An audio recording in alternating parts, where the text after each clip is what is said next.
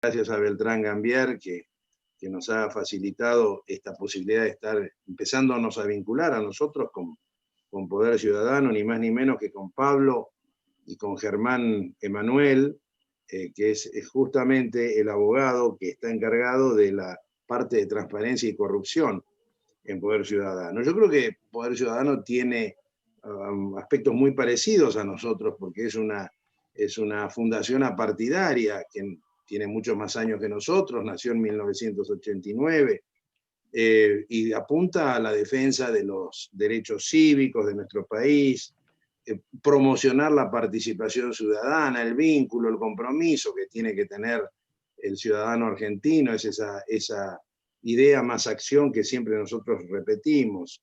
Y además persigue la transparencia y el buen gobierno del Estado. También es el capítulo argentino de Transparency International, que desde 1993 son ellos el capítulo argentino, así que hoy estamos con un grupo de lujo en este sábado republicano.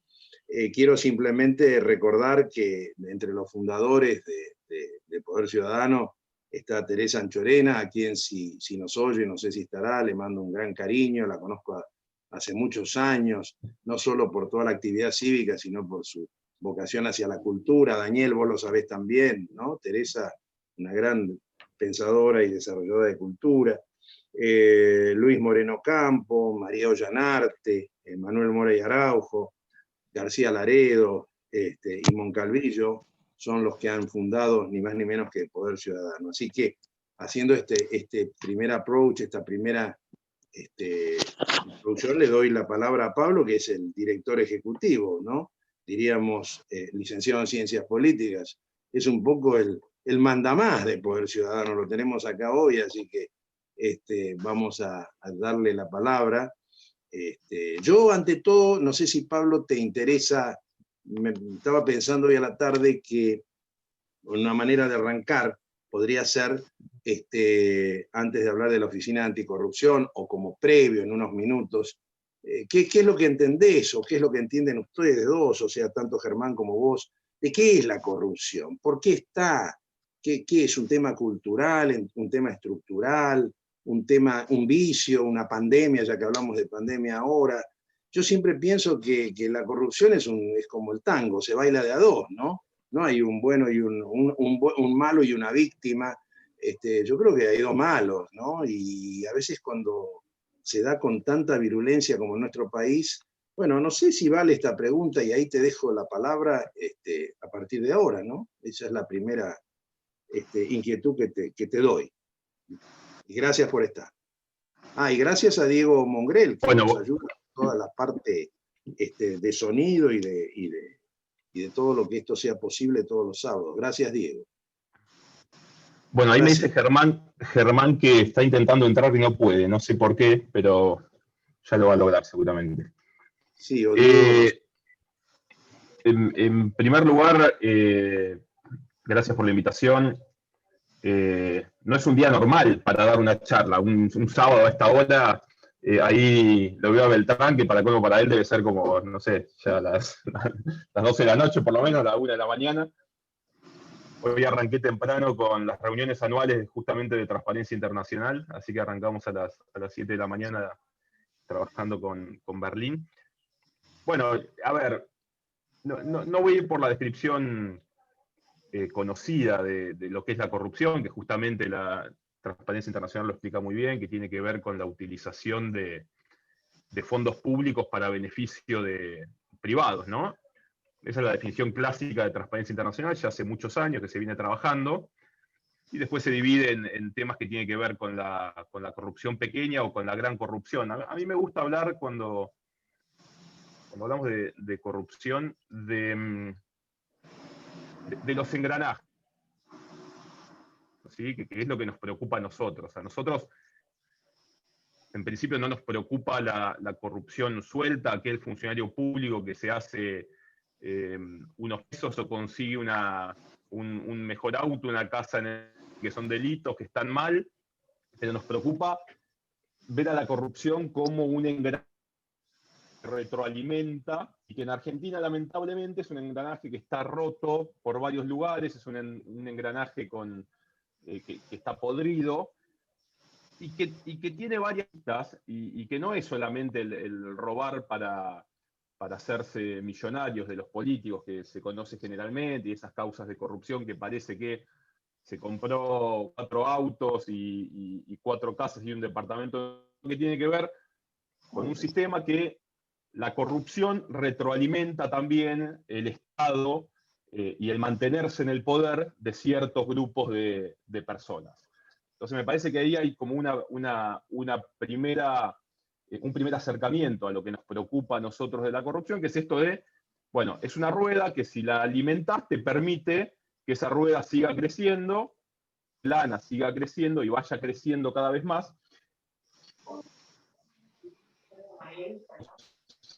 En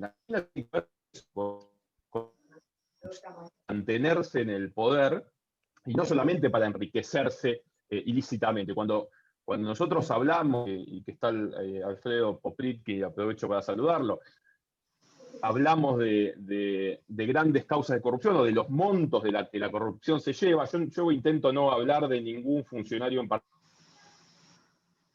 3.000 millones de dólares para meterlos abajo de la almohada, sino que se roban muchas veces para hacer política, y hacer política para mantenerse en el poder. Entonces la corrupción, como decía, son engranajes que empieza el primer punto en particular, arranca con el financiamiento de las campañas electorales como punto nodal de este tema, que en Argentina le damos muy poca importancia, ¿sí? Aparece, bueno, quién financió a este partido y qué empresas lo apoyaron, etcétera, pero nos quedamos en una visión muy superficial del financiamiento de las campañas electorales, que es cuando arranca este engranaje. ¿Sí? Bueno, ¿quién es el que pone el dinero para que determinados políticos o determinada élite llegue efectivamente al poder? Ese es el primer paso. Y después es la rueda de vuelta a los engranajes que se van conectando. Se necesita más dinero. El dinero que alguien pone en una campaña política se devuelve luego desde la función pública, entonces nos metemos ahí ya de lleno en otro de los temas que nosotros trabajamos, que son las contrataciones y las compras públicas.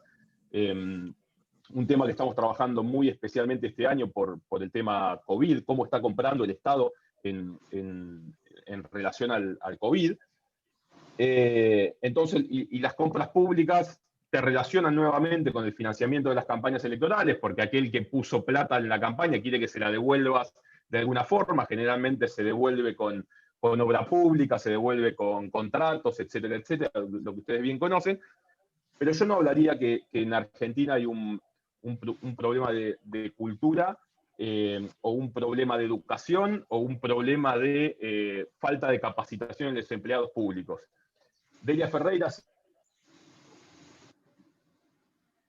fue un ejemplo explicado bastante para los niños, que dice, bueno, Argentina no es un país en el cual cayeron unos habitantes del planeta corruptón y fueron contagiando a todos los demás o llegaron a la función pública. Indudablemente, nuestros representantes y nuestro sector empresario, porque bien que esta es una frase que Argentina puso de moda a nivel internacional en materia de corrupción, la corrupción se baila de a dos, y por un lado está el sector público, pero por el otro sector privado. Yo hago una salvedad en esto, que yo pongo mucho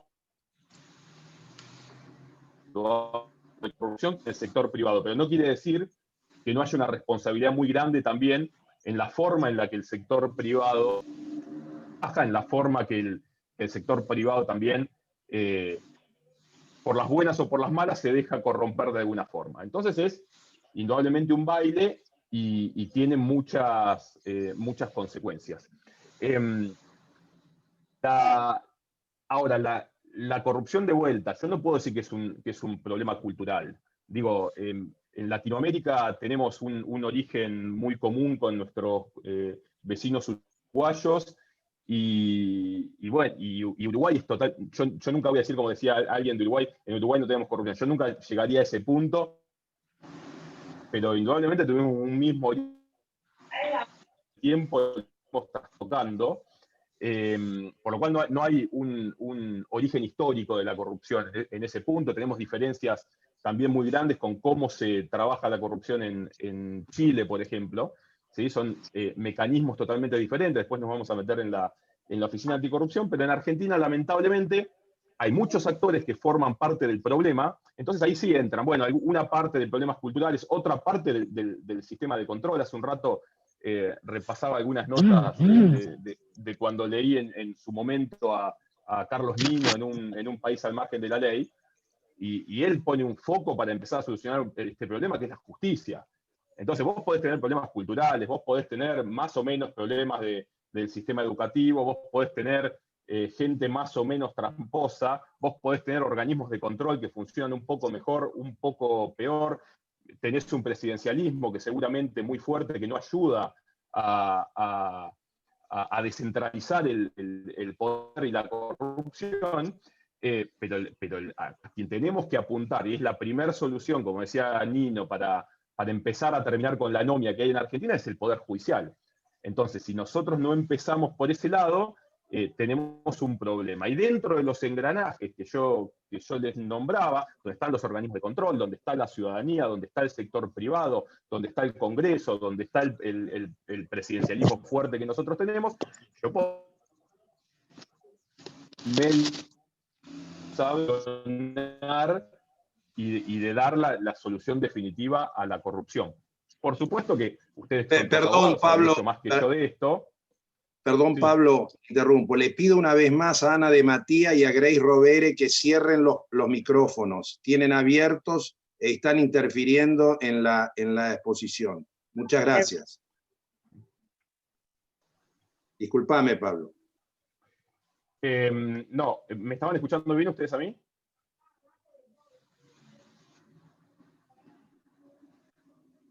Más o menos. Ok.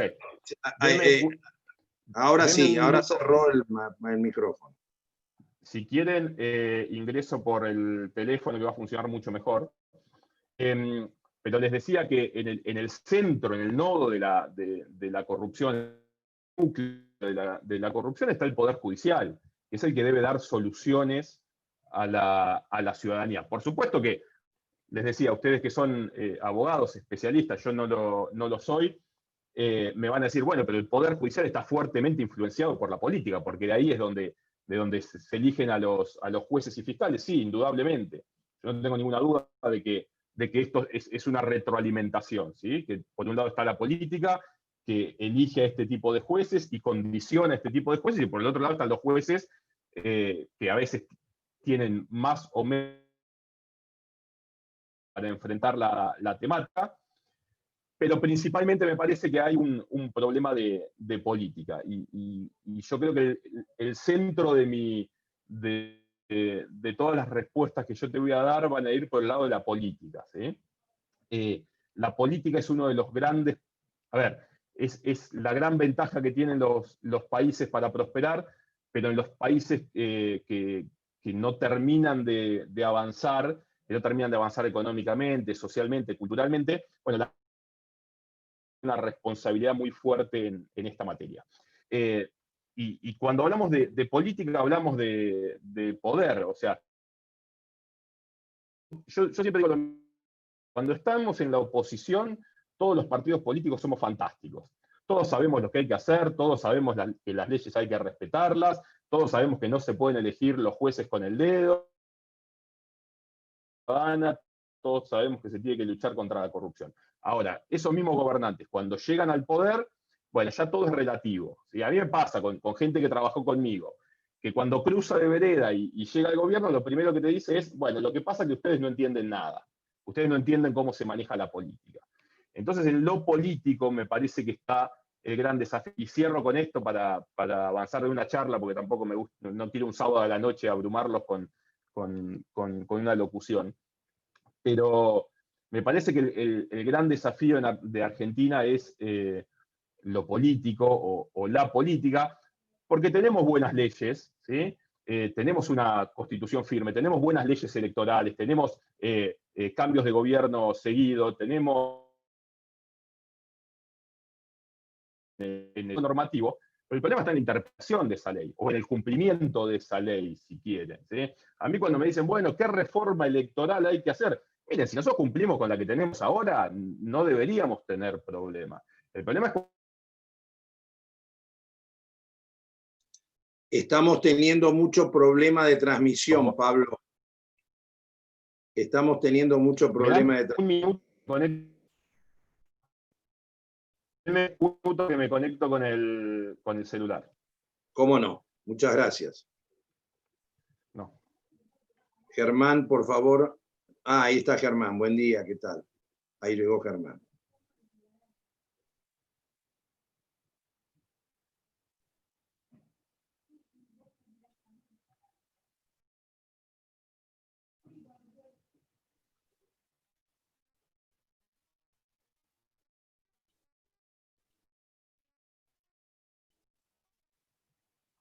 Ahí si me aceptan, ya estoy conectado. Estás ahí, ya estás adentro. ¿Ya entré con la otra? Sí, sí, estás adentro.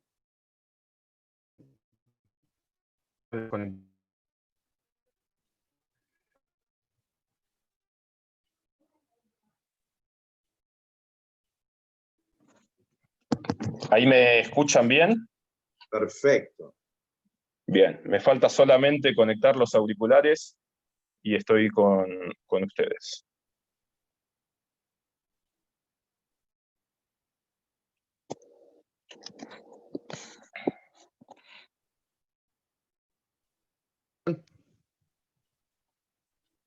¿Me escuchan ahí? Sí. Bien, perfecto. Ahora me parece que estoy mucho mejor.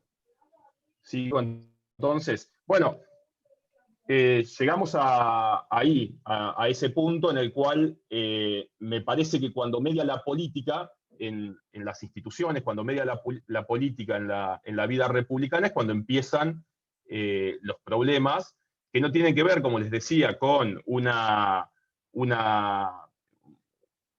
mala ingeniería de nuestras normativas, sino que tiene que ver mucho más con, bueno, quién tiene el poder y cuánto quiere quedarse en el poder y replicar ciertas prácticas que lo hacen. Por eso yo tampoco es que ponga el dedo en la llaga en que cuando uno es oposición y llega, se olvida de lo que dijo. No, no es que se olvida de lo que dijo, entiende que el sistema funciona de otra forma. Y lamentablemente la corrupción tiene un sistema muy aceitado, ¿sí? De estos engranajes que funciona y funciona de esa forma. Por eso vos ves a los empresarios que no se preocupan tanto por la corrupción, aquellos que están metidos dentro de la corrupción. ¿Por qué? Porque obtienen indudablemente incentivos, que es participar de este juego, y no reciben castigo, que es donde entra la justicia. Y ahí es cuando nosotros tenemos un problema grave en materia de cómo empezar a solucionar esto. ¿Por dónde empezar si el que llega en forma ya complicada, por ejemplo, como les decía antes, con el financiamiento de las campañas electorales, y los que están ahí no se quieren ir, porque no quieren abrir el juego a que las cosas se empiecen a hacer de otra forma, porque hacerlos en forma transparente significa que posiblemente muchos pierdan parte de los negocios que tienen. Entonces es una rueda difícil de romper.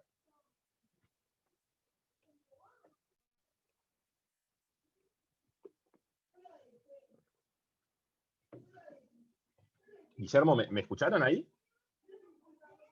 Te escuchamos muy bien, te estamos escuchando muy bien. Perfecto. Estamos todos atentos, sí, perfecto, perfecto. Sí. No sé si querés que siga por el tema gusto. que no. Sí, con mucho gusto. La pregunta está harto contestada, sí, por supuesto, sí, adelante. A ver, el tema me parece que no hay una respuesta única, me parece que son muchísimos factores los que participan de este engranaje sucio que tiene nuestro país y muchos países alrededor del mundo. Pero la pregunta que tenemos que ver es, bueno, ¿por dónde empezar? Nosotros somos muy de soñar que porque cambia el presidente esto va a cambiar. Y acá hay que hacer una reforma mucho más fuerte, y es una reforma multinivel, y yo les digo la verdad que no sé por dónde empezar. Yo sé dónde está la suciedad, ahora no sé con qué escoba empezar a barrerla. ¿Sí? Entonces, bueno, nos metemos de lleno en nuestros organismos de control. Y ahí es donde aparece la Oficina Anticorrupción. Y un poco lo que yo les decía, hablando con Beltrán y con Guillermo por teléfono, es que la Oficina Anticorrupción nace mal en la Argentina. ¿Por qué? Para empezar, nace con un nombre súper rimbombante, ¿sí? Entonces todos los ciudadanos creen, no todos los ciudadanos, pero la mayoría de los ciudadanos informados, la gente que lee los diarios, etcétera, cree que la Oficina Anticorrupción es el principal órgano para luchar contra la corrupción en la Argentina, y no es así, ¿sí? El primero que tiene que luchar contra la corrupción en Argentina es la justicia.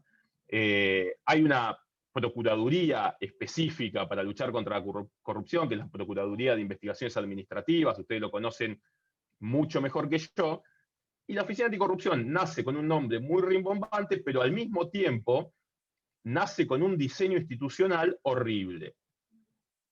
Nace con un diseño institucional en el cual el presidente elige a lo que es ahora el secretario, la secretaria de Ética y Transparencia, que es la persona a cargo de la Oficina Anticorrupción, que no tiene ninguna capacidad para investigar al poder de turno. No tiene una capacidad, y esto no tiene que ver con lo presupuestario, porque hace pocos días, cuando el director de la Oficina Anticorrupción sale a decir por qué deja de ser querellante, que me parece que fue lo que motivó esta charla, por qué la oficina deja de ser querellante en causas de corrupción, y dice que hay un problema de, presupuesto, etc. No, no hay un problema de presupuesto. La Oficina Anticorrupción tiene buen presupuesto, y en todo caso podría pedir más.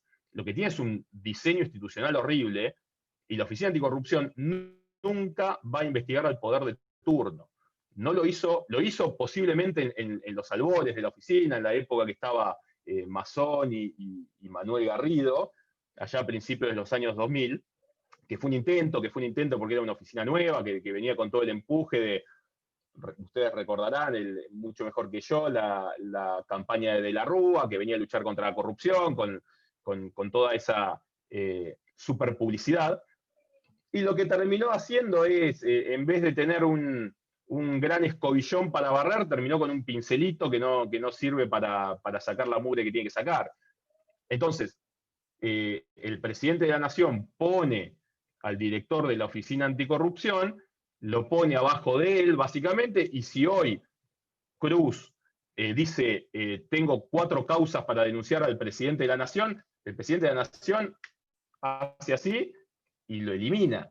Y dice, chau, te vas porque por motivos personales, por lo que sea, y ponemos a otra persona. Ahora, ¿qué rol tiene la Oficina Anticorrupción en sí? La Oficina Anticorrupción tiene, por un lado, es el órgano que ejecuta la ley de ética pública. En ese marco es la que contiene las declaraciones juradas, le da publicación a las declaraciones juradas, analiza la evolución de esos patrimonios, tiene la facultad de denunciar, tiene la facultad de ser querellante, pero tiene algunos roles que para mí son mucho más interesantes y es hacia donde yo creo que tiene que ir la Oficina Anticorrupción. Yo no creo en una oficina anticorrupción como un ente autárquico que vaya a ser el paladín de la lucha contra la corrupción en Argentina. Para mí ese rol lo tiene la justicia, lo tiene la procuración, ¿sí? Para mí, división de poderes. Si hay que controlar al Ejecutivo lo tiene que controlar el Poder Judicial, o lo tiene que controlar desde el Congreso, desde la Auditoría General de la Nación. Ahora, para mí la Oficina Anticorrupción se tendría que convertir, sí, en una Secretaría de Estado que recomiende políticas de transparencia al presidente. Me parece que si nosotros analizamos la Oficina Anticorrupción anterior, a mí no me gusta mucho analizar las cosas durante el funcionamiento, por lo menos darle un poco de tiempo. Esta Oficina Anticorrupción asumió allá por marzo, abril, por ahí. La Oficina Anticorrupción anterior, si bien no investigó al gobierno de Macri, se dedicó a investigar al gobierno anterior, también por lógica, no era un gobierno que venía de 12 años, pero lo mejor que hizo y que no se ha destacado es la recomendación de políticas de transparencia al Ejecutivo. Se hicieron muchas cosas en materia de acceso a la información pública, salió una ley de acceso a la información pública, la Oficina Anticorrupción ha sido impulsora también de la ley de responsabilidad penal de las personas jurídicas, empezó a trabajar en una nueva ley de ética pública que se envió al Congreso, pero nunca terminó de avanzar. Y a mí me parece que la Oficina Anticorrupción, transformada en una Secretaría de Recomendación de Políticas de Transparencia, puede tener un rol interesante. Ahora, que la Oficina Anticorrupción controle las declaraciones juradas del presidente de la Nación, cuando al funcionario principal de esa oficina y a todos sus lugartenientes lo pone el presidente de la Nación, a mí me parece que puede funcionar en países, esos países que yo digo que dudo de su existencia, de su funcionamiento, como Finlandia, Suecia, Noruega. Digo, los conozco porque he visitado algunos de ellos, sé que existen, pero para nosotros son cosas muy lejanas, ¿sí? Me parece que tener una oficina anticorrupción con un empleado, no lo estoy diciendo despectivamente, un funcionario nombrado por el presidente de la Nación, que vaya a decirle al presidente de la Nación, mirá que pasó este mismo año, porque generalmente se ve lo malo, pero Cruz, el director actual, le dijo al presidente que tenía que informar ciertos datos sobre su vida privada anterior, sobre el estudio jurídico anterior. Y el presidente le dijo que no le iba a contestar nada. Y el director de la Oficina Anticorrupción no puede hacer absolutamente nada con eso, ¿sí? Entonces, en el mejor de los casos, en caso de ver un acto de corrupción, puede llevar el caso hasta la justicia, puede ser querellante. Es verdad que no tiene la capacidad de ser querellante en todos los casos de corrupción que le aparecen, porque, bueno, indudablemente es limitado el tema. Lo que decidió la Oficina Anticorrupción anterior fue, bueno, participar de algunos casos testigos, pero inmediatamente fue acusada de ser parcial. La Oficina Anticorrupción anterior investigaba el kirchnerismo, y si esta Oficina Anticorrupción empezaba a investigar, iba a investigar al gobierno de Macri, y dejaba de investigar al kirchnerismo. Y la verdad que es el cuento de la buena pipa. Hago esto en este momento, pero después voy a hacer otra cosa y repito, sí, un discurso de somos querellantes en casos de corrupción, etc. Yo la verdad no veo ni bien ni mal que esta oficina deje de querellar en causas de corrupción. O sea, uno si lo ve rápidamente dice, bueno, no está bueno que si estaban llevando un trabajo adelante dejen de hacerlo, pero no lo veo mal si la Oficina Anticorrupción se reconvierte en otra cosa. Si la Oficina Anticorrupción, si el presidente se sienta el Congreso en realidad, a discutir una nueva ley de ética pública y le da un rol determinado a la Oficina Anticorrupción y le da poder real a la Procuraduría de Investigaciones Administrativas. Yo hacía un ejercicio, no me acuerdo si lo estaba hablando con Beltrán el otro día o con Guillermo, y yo le decía, todos saben quién es Cruz, todos saben quién es Laura Alonso, todos saben quién es Manuel Garrido y todos saben quién es Mazzoni. Ahora, ¿quién es el procurador de investigación administrativa? Posiblemente ustedes que trabajan esta temática lo conocen, pero el ciudadano promedio, informado incluso, no sabe quién es Rodríguez. Entonces ahí tenemos un problema, porque el organismo que verdaderamente debe perseguir los actos de corrupción es un organismo muy desatendido, que los funcionarios que están a cargo no los voy a valorar, no me gusta hacerlo, pero si quieren hacer la plancha, pueden hacer la plancha tranquilamente, o pueden gritar como está gritando en este momento. Salió una serie de tweets la semana pasada o la anterior, cuando salió esto del abandono de las querellas de Rodríguez. Miren qué desaparecido tenemos, que no me puedo acordar el nombre. Germán, si estás ahí, si me recordás el nombre del procurador. Sergio Rodríguez. Salió Sergio Rodríguez a decir que le den poder, que le den más peso a la Procuración de Investigaciones Administrativas, que ellos quieren investigar la corrupción, que ellos son parte de los procesos judiciales y son el organismo que debería. Pero acá nos quedamos con la Oficina Anticorrupción. Entonces el ciudadano dice, ¿qué hace la Oficina Anticorrupción? ¿Por qué no mete presa a la gente? Y porque no puede meter presa a la gente. No es que no lo hace porque no tiene voluntad. Después sí entra la política. Yo no soy ingenuo. Después sí entra la política y, bueno, nos conviene no ser querellantes. Pero miren todas las excusas que tenemos para no ser querellantes. Y lo mismo pasa en otros organismos, como puede ser la Auditoría General de la Nación. Yo siempre pongo el mismo ejemplo.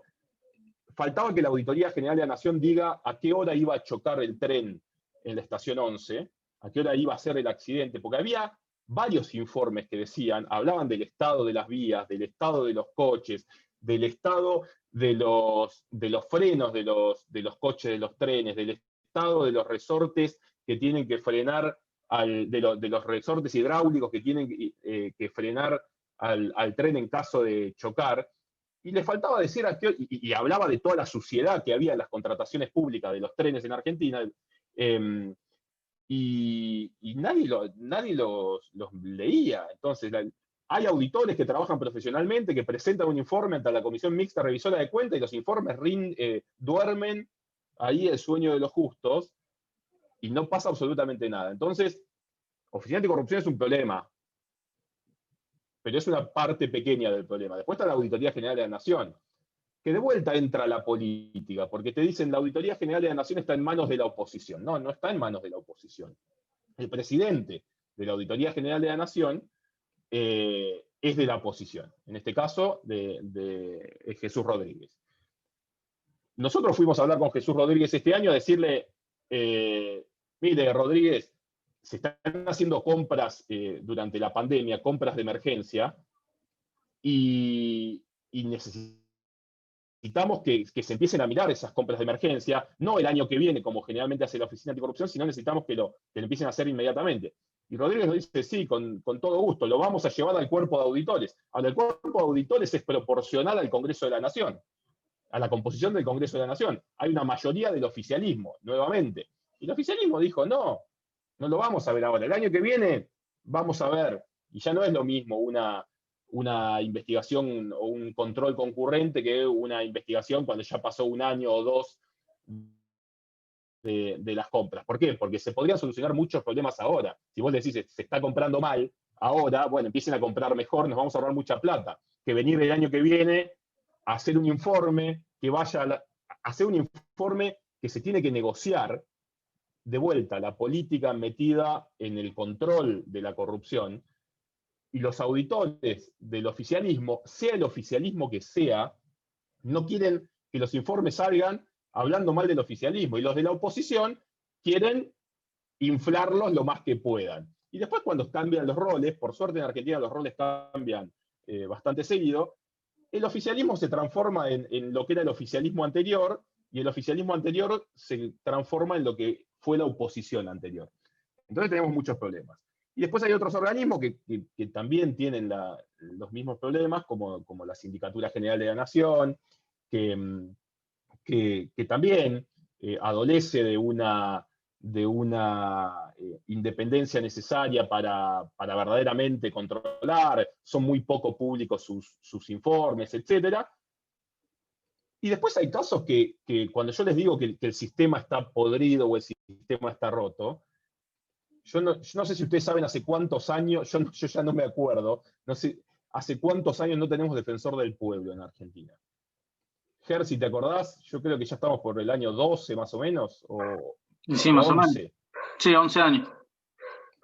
Una institución que se tiene que poner de acuerdo, el oficialismo y la oposición, porque necesitan una mayoría especial para nombrar al defensor del pueblo, y el defensor del pueblo brilla por su ausencia hace 11 años. Hay un defensor adjunto, pero todos saben que no es lo mismo y que no funciona igual.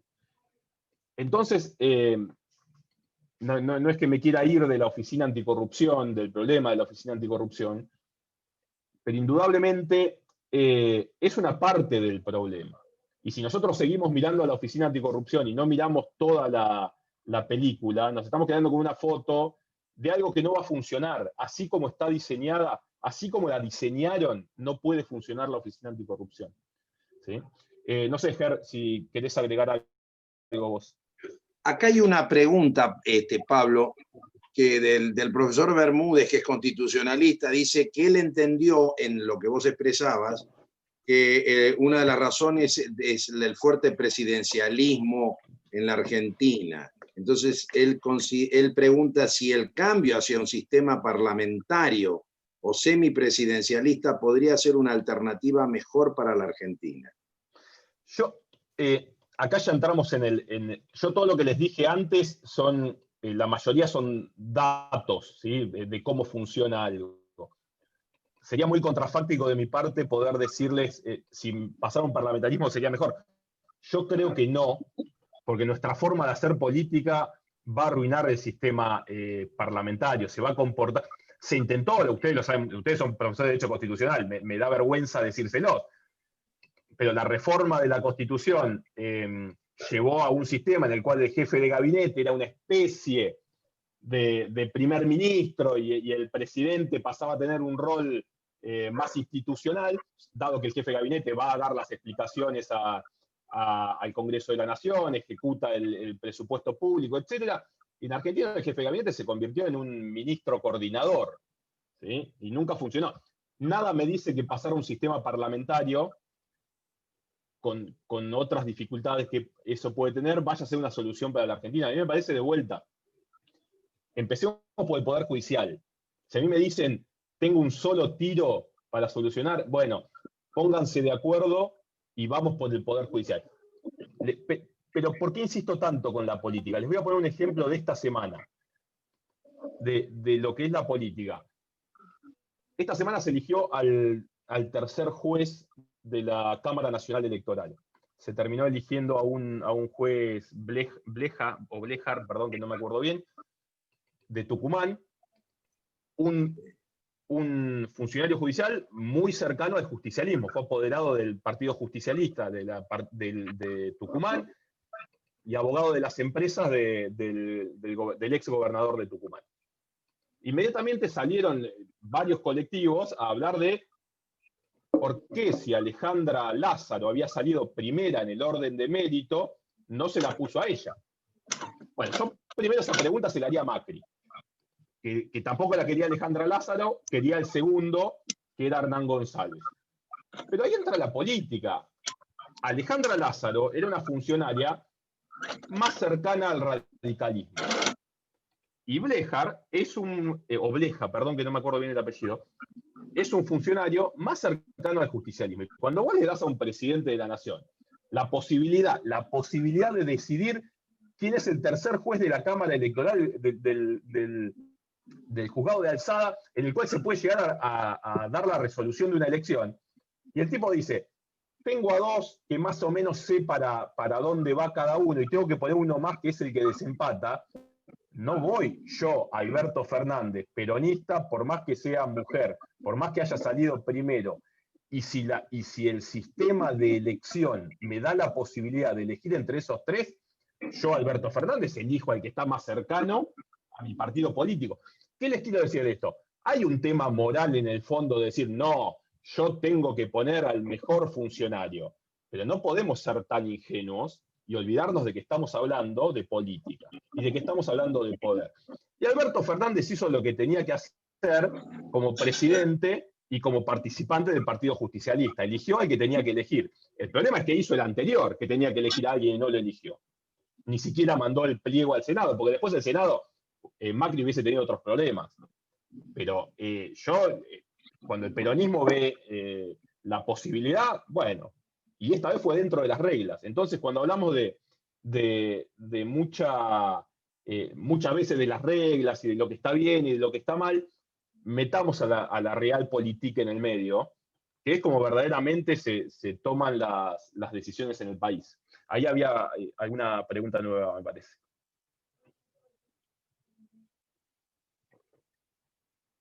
Tenés el micrófono apagado, Guillermo. Guillermo, tenés el micrófono apagado. Perdón, estaba apagado.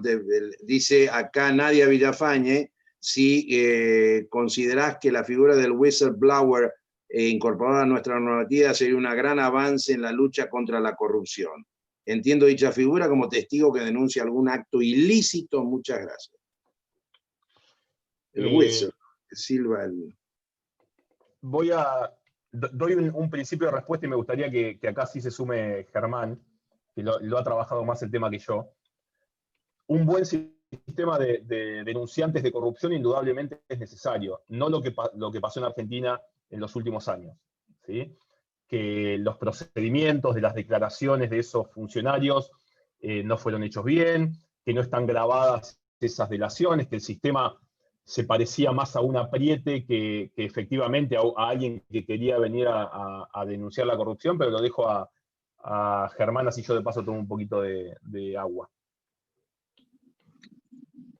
Y aprovecho y saludo. ¿Qué tal? Perdón la demora, pero no me dejaba conectarme, no sé qué le pasaba. Gracias, Germán. Gracias, bienvenido. Es el abogado que está encargado directamente de todos los temas de corrupción, así en Poder Ciudadano. Muchas gracias también por estar. No, por favor, placer. No, en relación con la pregunta, sí, totalmente. Digo, igual pensar un sistema de protección de denunciantes, ahora en el mundo se está empezando a llamar denunciantes, reportantes más que denunciantes, digo, porque ahí también hay que hacer una diferenciación. Digo, en Argentina estamos acostumbrados a relacionar al denunciante que tiene que ser protegido más con la figura que por propia ineficiencia de Argentina termina teniendo aquellas personas que se incluyen dentro de los programas de protección de testigos o imputados, que es lo único que hay, que es más o menos parecido a lo que puede llegar a ser un sistema de protección.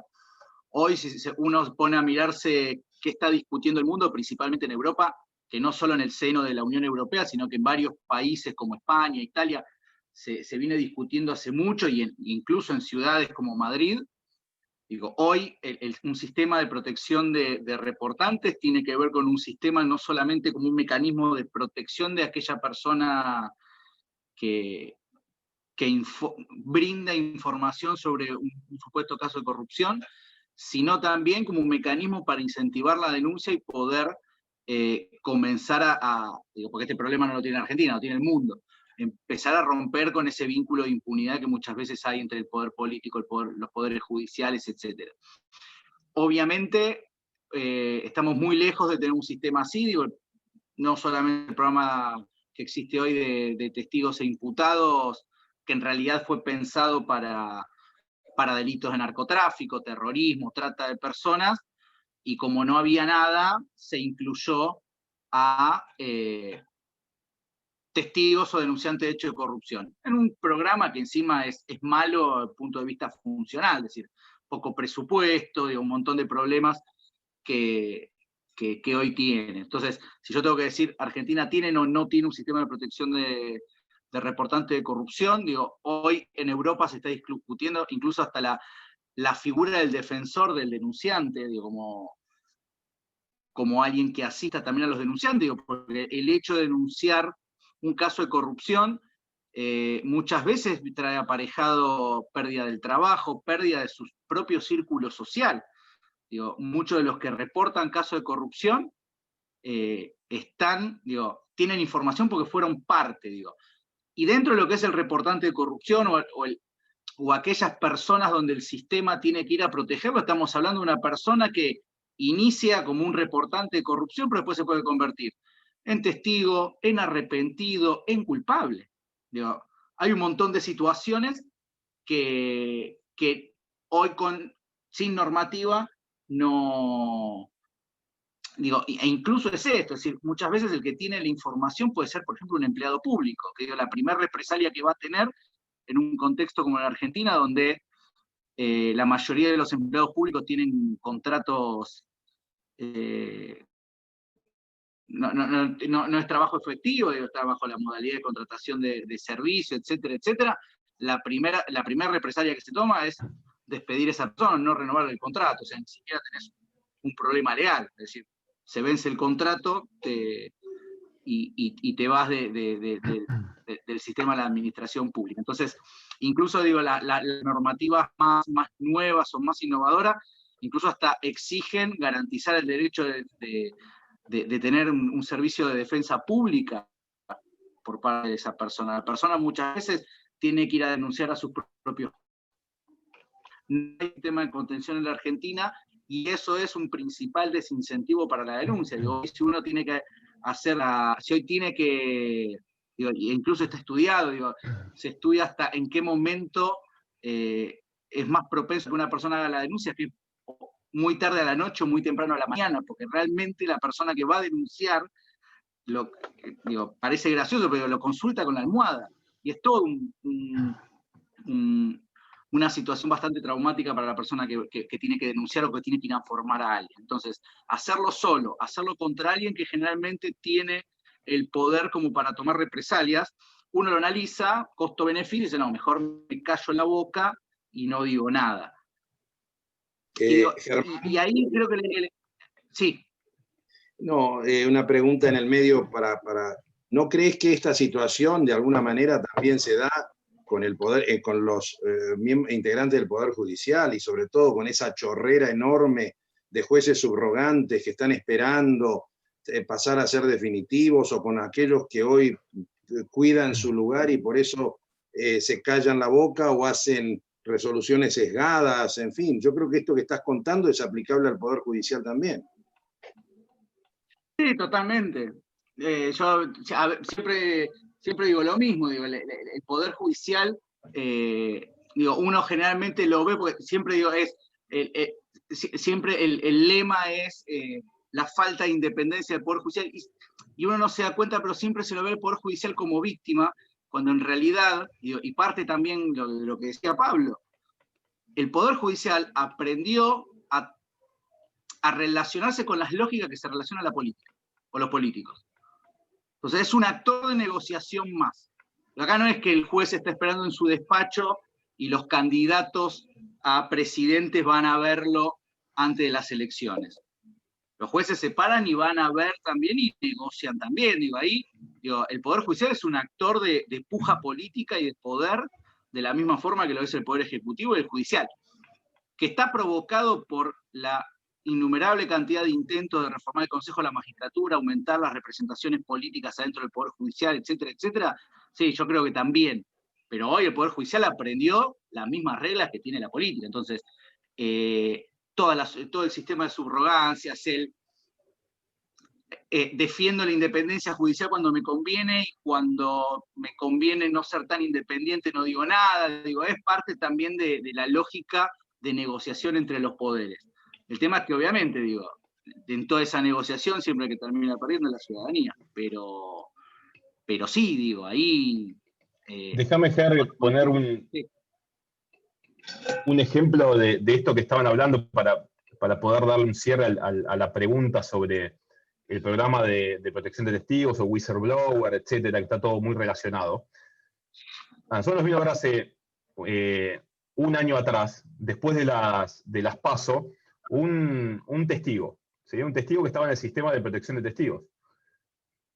Y nos vino a ver, nos pareció raro, y lo que el tipo nos dice es, miren, habían pasado las PASO ya y se veía que Alberto Fernández iba a ganar.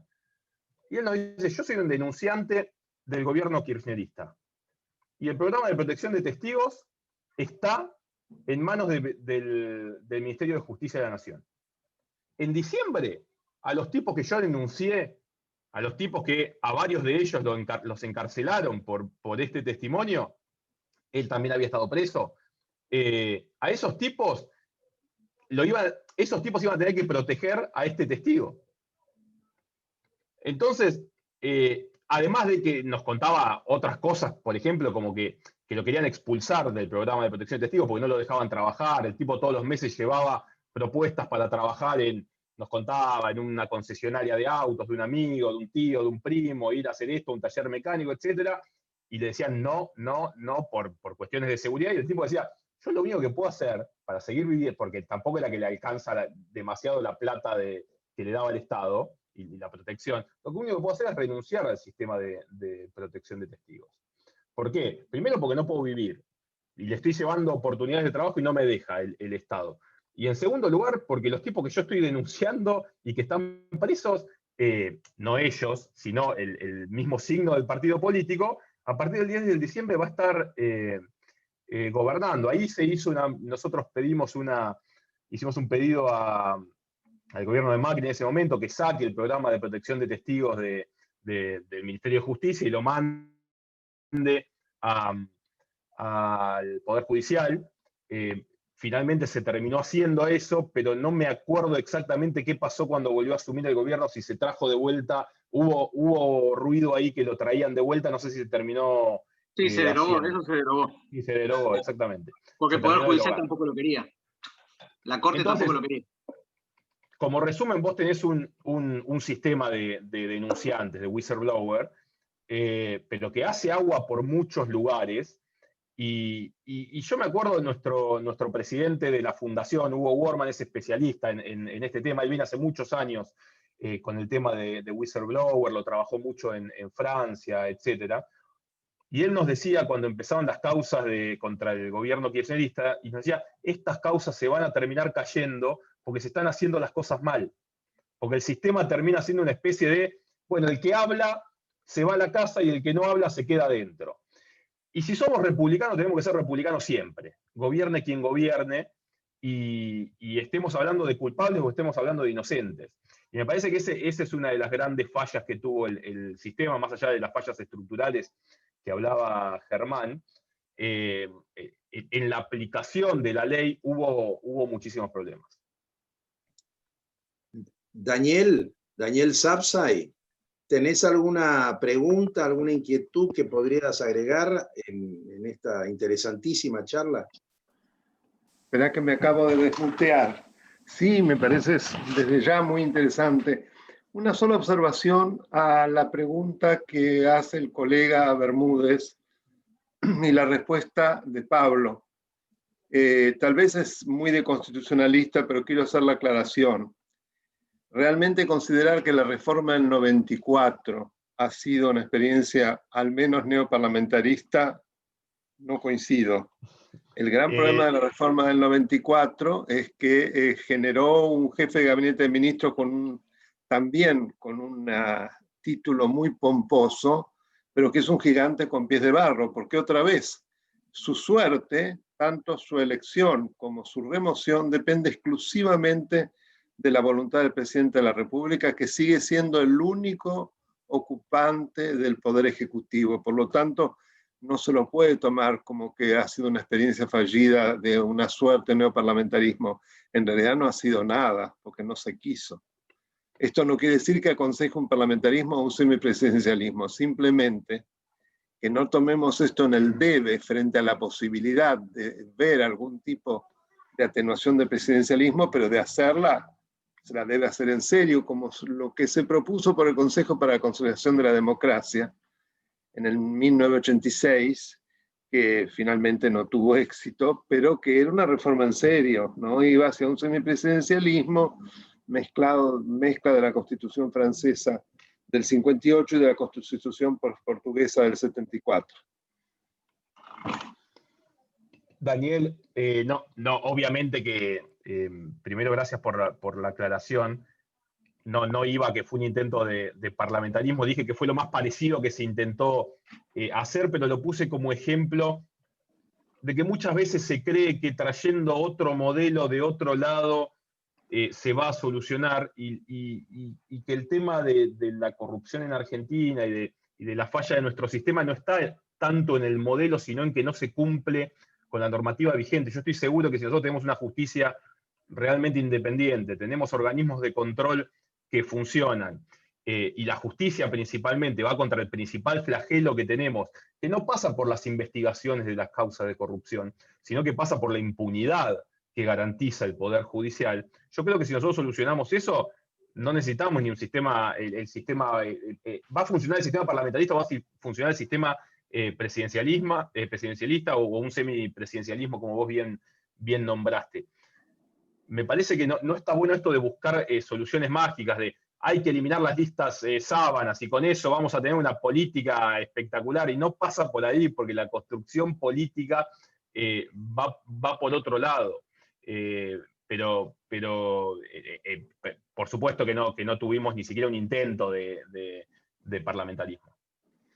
Bueno, un segundo, ¿no? Coincido totalmente con vos, siempre lo digo, y si hubo algo pésimo de la reforma del 94 fue la incorporación del Consejo de la Magistratura, y peor todavía el modo como se lo reglamentó.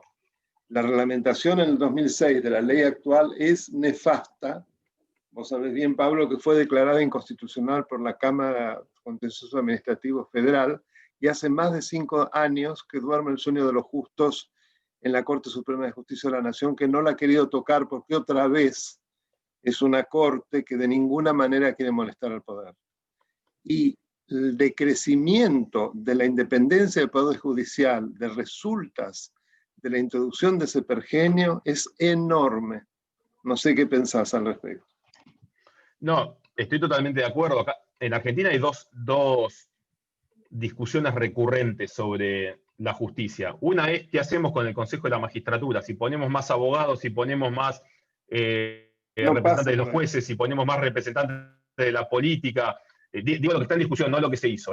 Y por el otro lado es el número de jueces de la Corte Suprema, si son 9, si son 6, si son 5, si son 22, que son discusiones estériles, porque las organizaciones, porque estas instituciones no están funcionando como deben funcionar, más allá del número y de su composición. Comparto totalmente el diagnóstico con vos. El Consejo de la Magistratura no logró solucionar ninguno de los problemas que teníamos antes, e incluso se ha utilizado para presionar a ciertos jueces. Conozco casos de jueces que nos han venido a ver que dicen, saqué tal fallo y me abrieron un expediente en el Consejo de la Magistratura. Perdón, yo no soy abogado, quizás no uso el término correcto y no es expediente, pero no, me abrieron una perfecto, investigación en el está Consejo de la Magistratura. ¿Y qué hago? Si yo solamente lo que hice fue fallar en determinado sentido porque me ajusto a derecho. Y recuerdo que era un caso era una discusión de vuelta en materia electoral, en el cual la Cámara Nacional Electoral había dicho que los juzgados electorales, escribió una nota en el Diario de la Nación, que los juzgados electorales ya están creados en Argentina, que no hay que crearlos, que es verdad, ¿sí? Que solamente hay que nombrar un juez electoral, para que no tengan la competencia los jueces federales. Y Servini de Cubría lo mandó al Consejo de la Magistratura, para que lo investiguen ese juez. Después se terminó la discusión, bueno, se olvidó del tema, todo porque había escrito una nota de opinión, no había sido un fallo. Entonces estos organismos terminaron funcionando de esta forma, que terminan de alguna forma apretando jueces en vez de seleccionar a los mejores jueces y en vez de sancionar a los jueces que funcionan mal en Argentina. Y estoy hablando de la Cámara Electoral, que posiblemente es lo mejor que tenemos en el sistema judicial argentino. Sí, sí. Pero entonces, Germán, Pablo, es un poco desolador lo que estamos oyendo y viviendo todos los días, ¿no?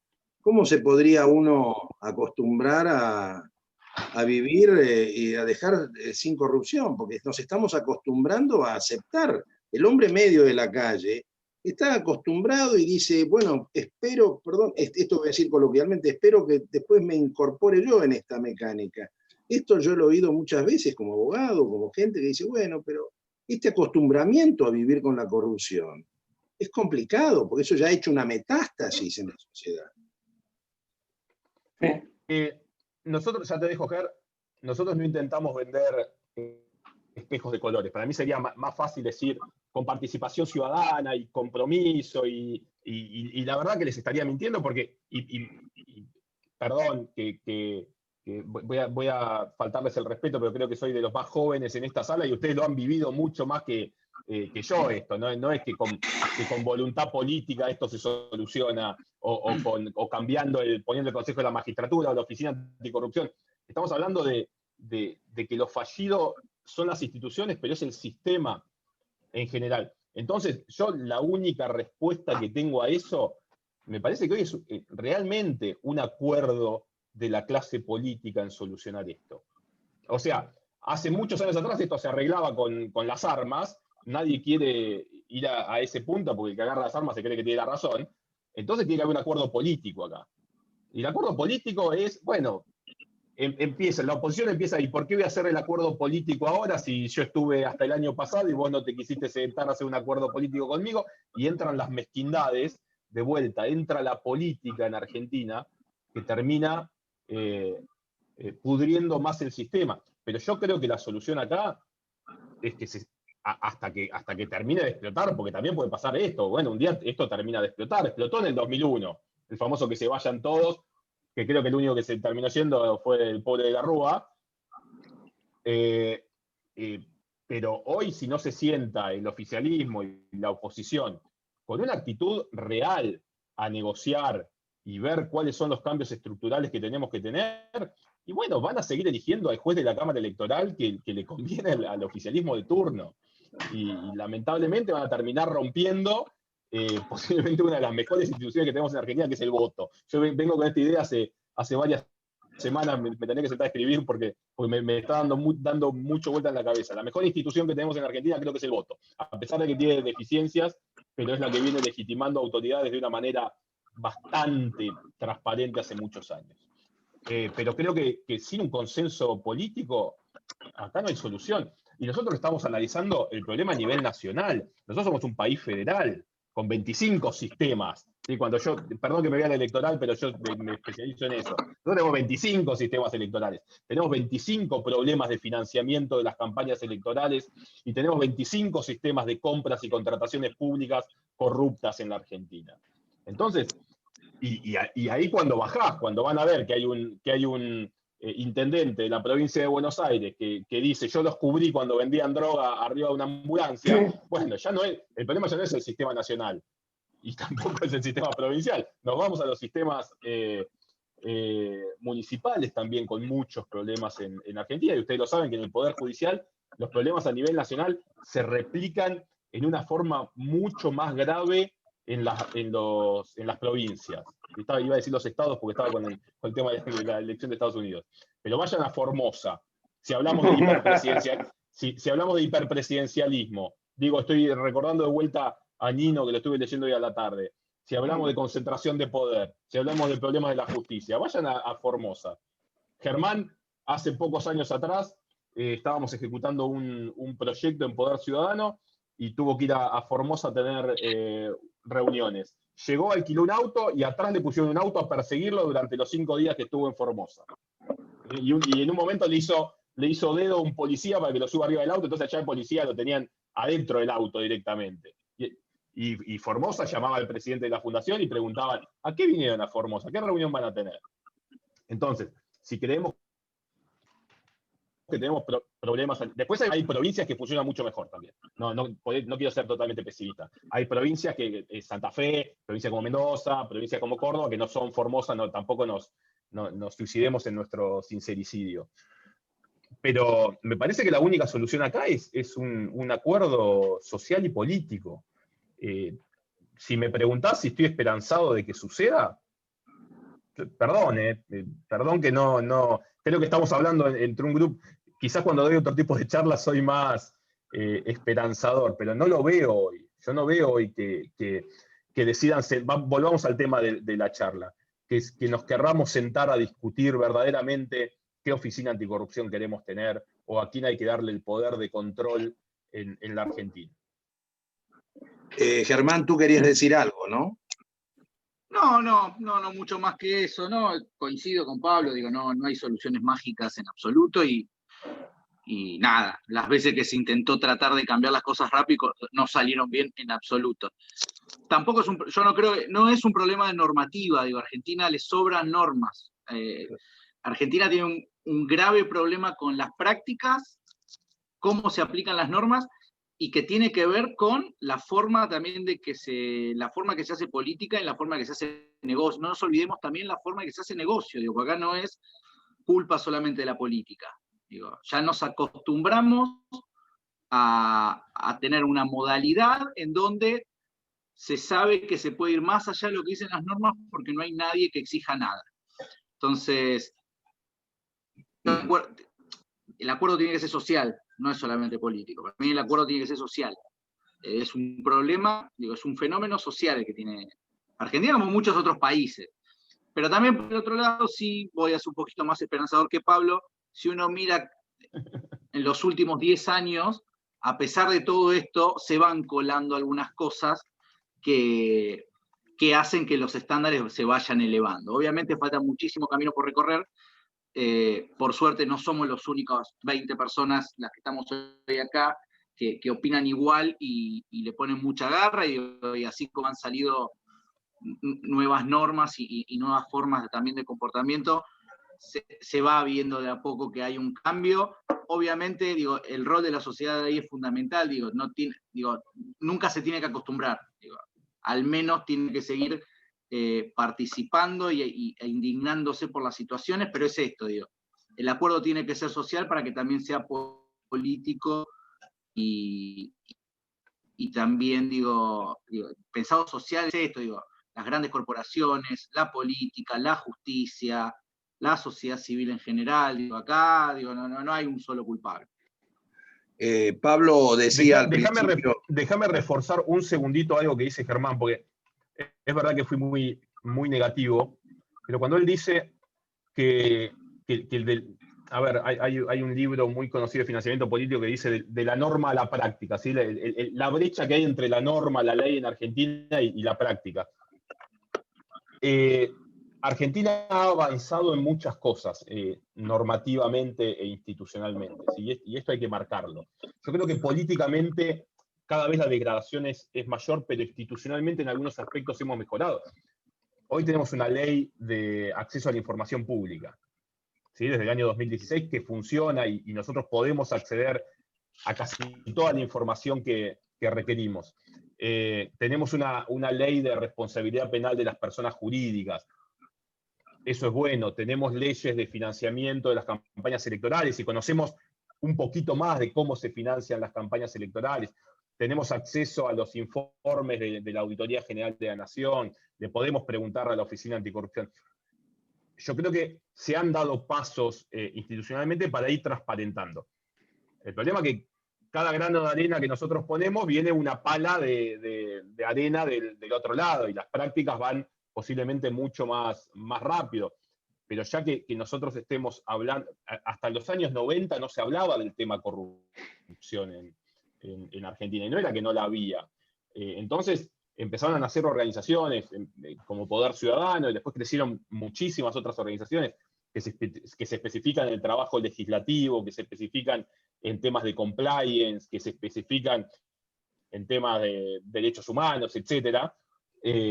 Indudablemente todo eso hace que mejore el sistema, que haya más ojos mirando, que podamos pedir información, que todo sea... Yo creo que Argentina, hoy con la ley de acceso a la información pública sancionada en 2016, es un poquitito más transparente que otros años. Nosotros hacemos pedidos de información para controlar, a veces para divertirnos. El más divertido que hicimos en los últimos años para distender un poco la charla y contarles algo más fluido, le pedimos al presidente de la Nación, nosotros sabíamos que quienes visitaban al presidente de la Nación en la Casa Rosada por la agenda de gestión de intereses que obliga la ley de ética pública. Y le fuimos a preguntar al presidente de la Nación quiénes accedían a la Quinta de Olivos, que nos dé las planillas de ingreso a la Quinta de Olivos, de toda la gente que visitaba al presidente, menos del presidente y su familia. No nos queremos meter en temas privados. Y les voy a contar un caso. Macri, se lo pedimos a Macri cuando asume. Esto, recordaba dejar de haber sido en enero, después de que asumió Macri. Macri inmediatamente nos da todo el listado de los ingresos olivos desde el año 2012 hasta el primer y segundo mes de su mandato aproximadamente. Un año después, volvemos a hacerle ese pedido y nos dice que no nos puede dar la información del ingreso olivos por temas de seguridad. Y nosotros le decimos, ¿de qué tema de seguridad está hablando si usted nos dio todos los ingresos? Dice, no, porque cuando termine la gestión se lo vamos a dar. Porque ahí están los horarios de cuando entra un ministro. Pero es el horario de cuando entró el ministro la semana pasada. Yo no estoy pidiendo el horario de cuando vaya a entrar el ministro que le puedo generar, no sé, un atentado. Tenía miedo de que...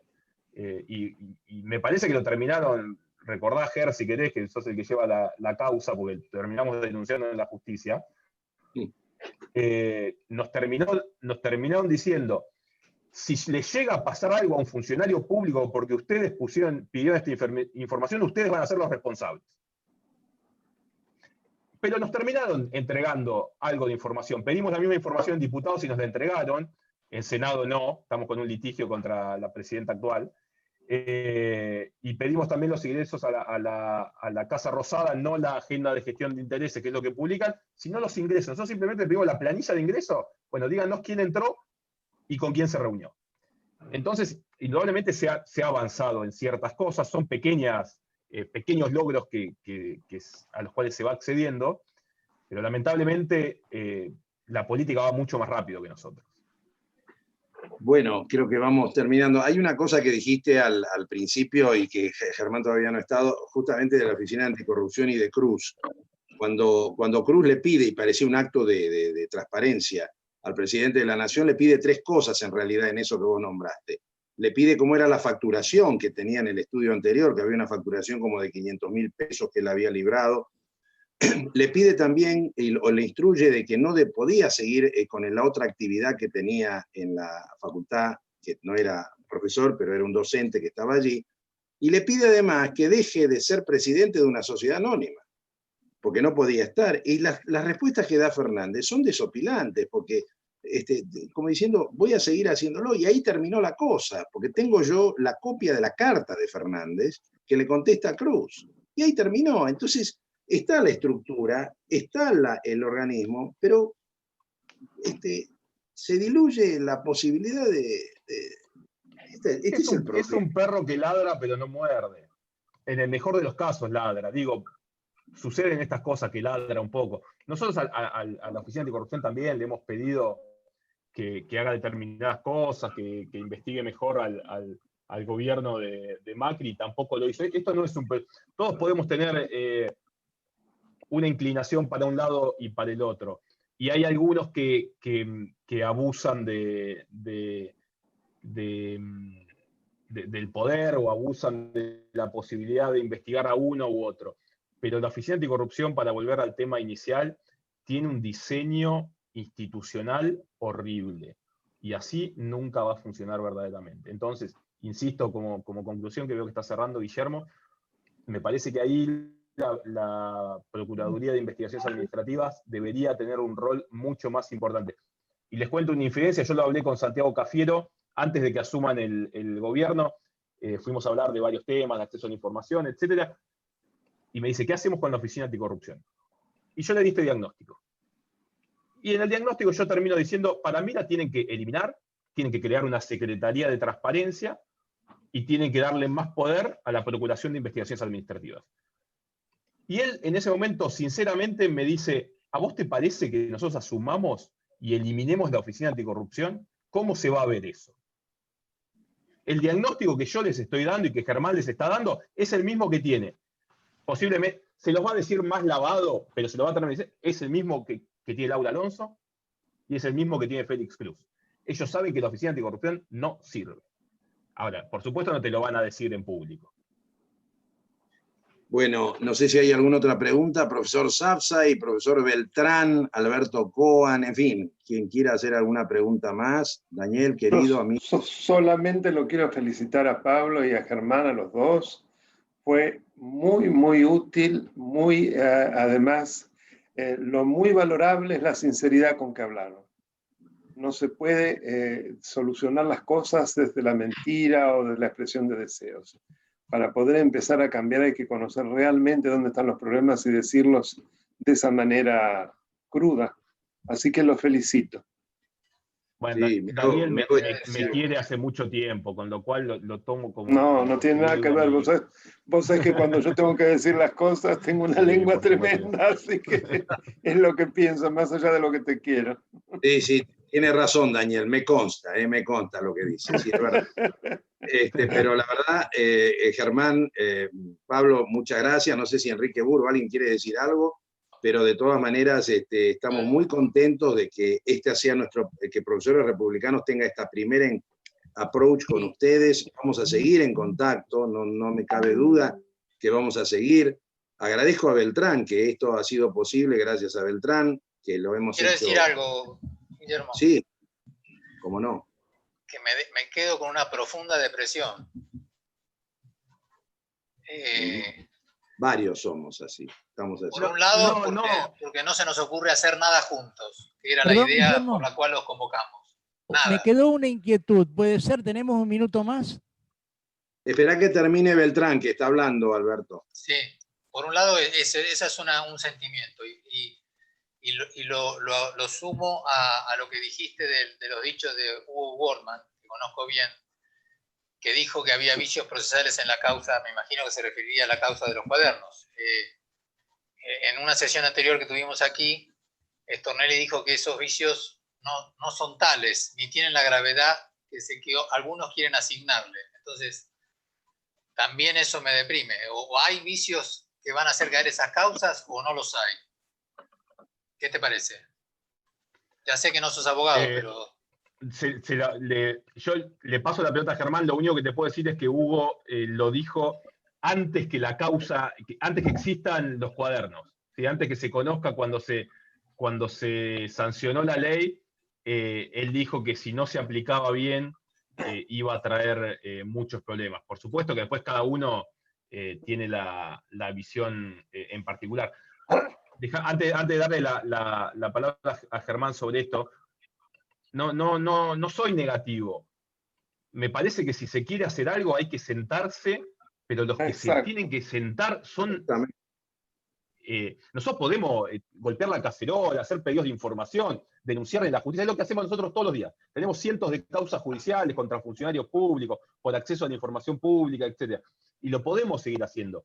Pero la verdad que o la justicia reacciona, la familia judicial reacciona, que yo, la verdad, ustedes saben mucho más que yo de eso, pero yo no lo veo, si no, nadie reacciona porque sí, o los políticos se sientan y empiezan a discutir estas cosas que nosotros los podemos ayudar. Digo, con Daniel lo vimos hace 15 días en una comisión hablando de ética pública en la provincia de Buenos Aires.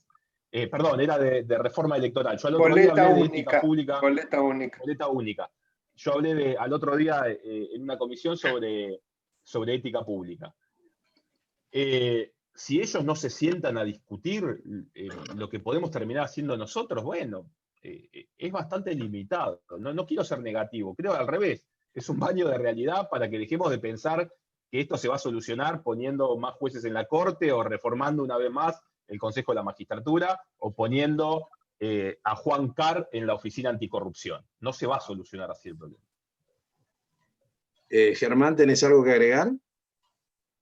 No, respecto a la causa de los cuadernos, obviamente no la sigo con el detalle que amerita, porque aparte necesitaría días de 37 horas para poder seguir eso. A ver, yo no me quedaría con la palabra de... Ahora no me acuerdo cuál fue la de vicios. Sí hay un montón de discrepancias y debilidades que hay en la causa. Recordemos que la causa de los cuadernos no es yo estoy acusado y Pablo está acusado. Ahí adentro está el poder político y el poder económico. Entonces, cualquier debilidad que tenga esa causa es muy probable que sea la punta del iceberg para que la causa caiga. Más allá de la discusión, si tenía que las declaraciones de los arrepentidos tenía que estar en soporte digital, no, si están los videos, si está el acta por escrito, es cualquier cosa para que después el poder político a través de la justicia y el poder económico a través de la justicia busquen las alternativas para salir de esta. Es así, así se manejan estas grandes causas. Siempre por alguna cosita la causa se muere. Hoy se están discutiendo causas, lo de Río Tercero, después de 25 años, se lleva a juicio oral. Tienen esas cosas, independientemente de lo que pase y quiénes son realmente los culpables, eso no viene el caso. Pero tiene eso. Entonces, si en estas causas de gran impacto desde el punto de vista político y económico no se hacen las cosas con la robustez que requiere, y muy probablemente caigan. En eso sí no soy nada positivo, pero bueno. Te cuento, para cerrar, pequeña anécdota de las causas de corrupción a propósito de lo que te conté antes de los ingresos a Olivos. Sí. Cuando Centeno describe, yo fui tal día, y entré, que dicen que los cuadernos, hay gente que dice que los cuadernos son falsos, etc. El juez agarra nuestro listado de ingresos a Olivos, lo que nosotros conseguimos hace varios años atrás, que nos había entregado Macri, y demuestra, diciendo, Centeno dijo que entró a las 5 de la tarde, esto, en los papeles que consiguió Poder Ciudadano, está el ingreso a Olivos firmado por no sé si es Policía Militar o quién es Casa Militar. Casa Militar dice, entró debido con Centeno a tal hora y está en los papeles que tiene Poder Ciudadano.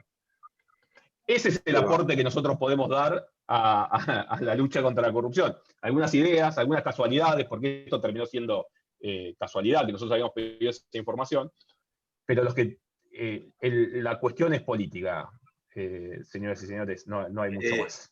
Bueno, breve, Alberto Coan, que te damos la palabra muy breve porque ya estamos cerrando, cumpliendo con nuestros horarios, y porque estás muy lejos, te damos la palabra. Está en Santa Fe, acá, nuestro amigo. Bueno, muchas gracias.